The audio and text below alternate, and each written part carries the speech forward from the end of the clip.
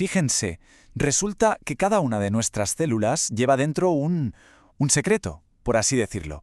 Una especie de cuenta atrás que determina su vida y, claro, al final la nuestra. Es como un reloj biológico que no para, que avanza, implacable, con cada nueva división celular. Entonces, ¿qué pasaría si cada célula de nuestro cuerpo tuviera ya una fecha de caducidad programada? Y ojo, que esto no es ciencia ficción, para nada. Es de hecho la clave para entender dos de las cosas que más nos preocupan, el envejecimiento y el cáncer.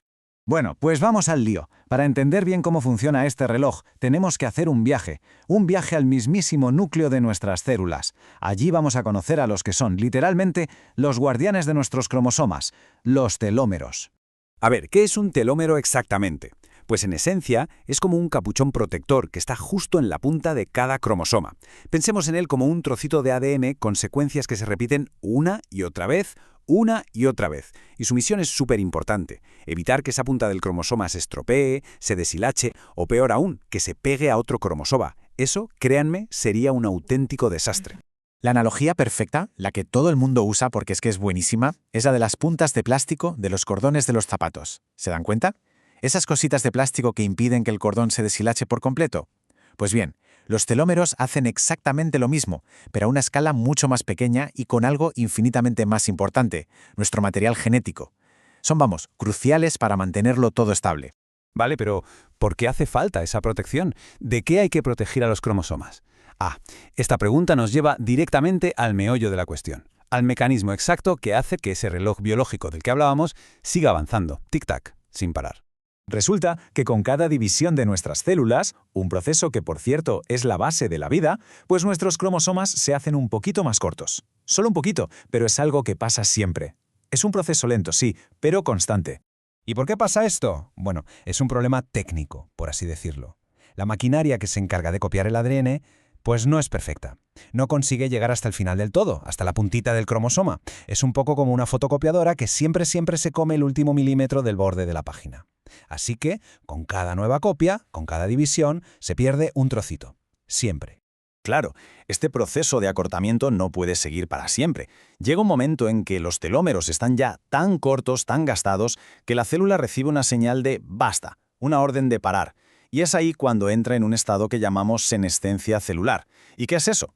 Pues ni más ni menos que el envejecimiento a escala celular. Pero aquí es donde la historia da un giro súper interesante. Porque si hay un mecanismo que acorta los telómeros, la pregunta es obvia, ¿no? ¿Existe algo que pueda hacer lo contrario? ¿Algo que los alargue? Pues sí, existe. Y se llama telomerasa. Entonces, la pregunta que nos hacemos todos es, ¿y si hubiera una manera de darle cuerda a ese reloj? De volver a construir lo que se va perdiendo con el tiempo.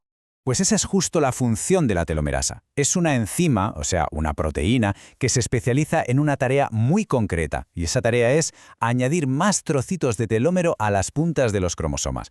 Lucha contra ese acortamiento. Podríamos decir que es casi la enzima de la inmortalidad celular. Y su forma de trabajar es una pasada, de verdad. A ver, primero, la enzima localiza la punta del cromosoma y se engancha a él. Luego, saca como una plantilla que lleva incorporada y la usa para añadir esas secuencias de ADN que faltan alargando la hebra. Y por último, se mueve un poquito y vuelta a empezar. Repite el proceso una y otra vez. Así es como reconstruye el telómero, trocito a trocito. Pero aquí viene la parte crucial, el gran pero de toda esta historia. Esta enzima, tan increíblemente poderosa, no está activa en todas nuestras células.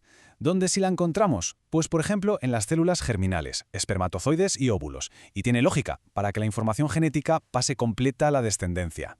También en organismos de una sola célula. Y aquí viene lo preocupante. Está súper activa en más del 85% de las células cancerosas. En cambio, en la inmensa mayoría de las células que forman nuestro cuerpo, la piel, los músculos, el hígado, está apagada, inactiva. Y claro, esta diferencia tan grande nos planta de lleno en medio de un dilema biológico brutal.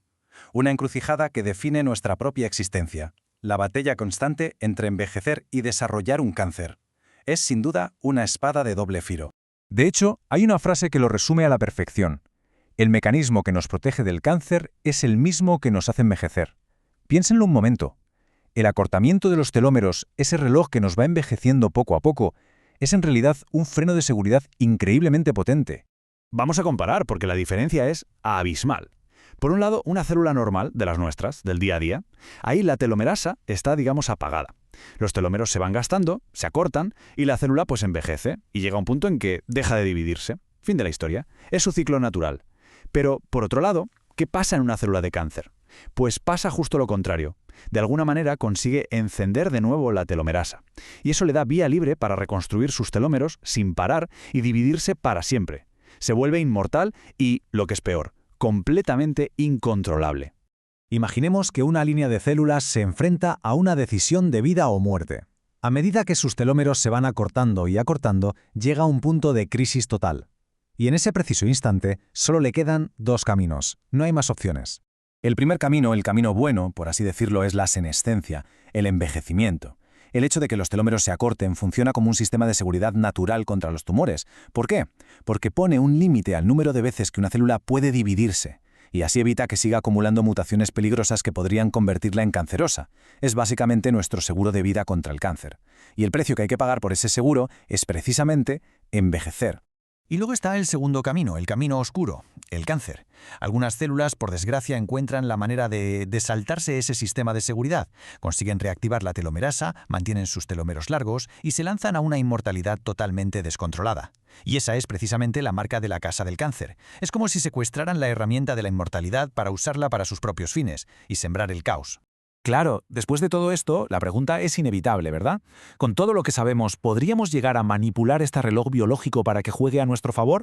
Pues la ciencia ahora mismo está explorando dos caminos que a primera vista parecen totalmente opuestos. Por un lado está la investigación anti-aging, que se pregunta, oye, ¿y si activamos la telomerasa para intentar revertir el envejecimiento?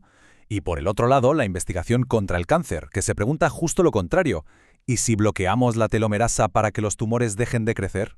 El problema es que el riesgo es gigantesco. Estamos hablando de tocar un equilibrio que a la naturaleza le ha costado millones de años perfeccionar. Si le damos a nuestras células una vida más larga, si alargamos sus telómeros de forma artificial, podríamos estar, sin querer, abriéndole la puerta de par en par al cáncer. Estaríamos desactivando uno de nuestros sistemas de seguridad más fundamentales. Y todo esto nos lleva a una reflexión final, que ya no es solo de biología, sino casi de filosofía. Imaginemos por un momento que encontramos la forma de hacerlo de manera segura. Si pudiéramos darle para atrás a nuestro reloj biológico sin riesgo de cáncer, ¿deberíamos hacerlo? ¿Qué consecuencias tendría para nosotros, como especie, desafiar uno de los límites más básicos de la vida? Es una pregunta complicada. Y ahí queda, en el aire.